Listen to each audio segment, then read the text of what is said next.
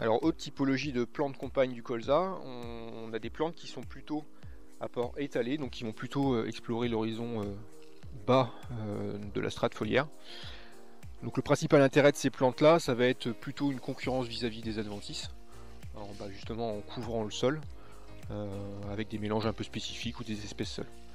La première espèce qu'on retrouve, c'est la lentille, donc qu'on a ici. Physiologiquement, c'est des espèces qui se développent quand même moins bien que la févrole, des développements plus faibles et qui sont plus sensibles aussi aux événements climatiques. Concernant la lentille, c'est plutôt un système fasciculé, donc à différence des plantes compagnes à port dressé qui sont plutôt à système pivotant. Donc voilà, sinon c'est assez sensible aux herbicides quand même. Donc voilà, faire attention à ce qu'on met. Alors, autre plante à port étalé et plutôt liane, donc c'est la vesse. Alors il y a plusieurs catégories de vesse, la vesse pourpre, la vesse velue, la vesse commune, etc. Alors nous dans les essais on aime bien mettre de la vesse pourpre. Je trouve qu'elle a un beau développement et elle tolère assez bien les conditions un petit peu séchantes et stressantes qu'on peut avoir au début. Système racinaire, donc c'est toujours un système qui est plutôt fasciculé, donc qui va structurer un petit peu plus l'horizon superficiel. Alors autre espèce qu'on a mis ici en association, donc c'est le pois fourrager. Donc pareil, un développement plutôt bas et qui va plutôt couvrir le sol plutôt que de se développer en hauteur.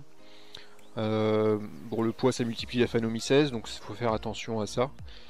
Et puis j'ai pas parlé jusqu'à présent des températures gélives nécessaires aux plantes compagnes, mais on a observé depuis plusieurs années que avec les hivers assez peu rigoureux qu'on a, il faut malheureusement quasi systématiquement les détruire avec un herbicide.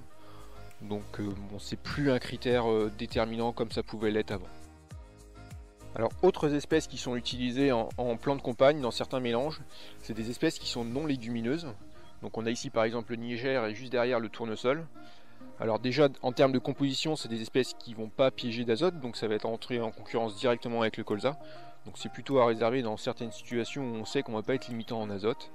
Et puis autre chose aussi, c'est qu'il faut la mettre en petite quantité dans les mélanges, parce que sinon ça prend vachement le dessus sur les autres espèces. Et toujours l'associer avec des légumineuses. Alors le but principal de mettre des plantes comme ça avec les plantes compagnes, c'est plutôt pour un aspect biomasse, même si on voit que ici il vaut mieux mettre une févrole que des plantes comme ça. Mais sinon ça n'a pas beaucoup d'autres intérêts. Alors il y a aussi des mélanges avec du sarrasin qu'on n'a pas testé ici.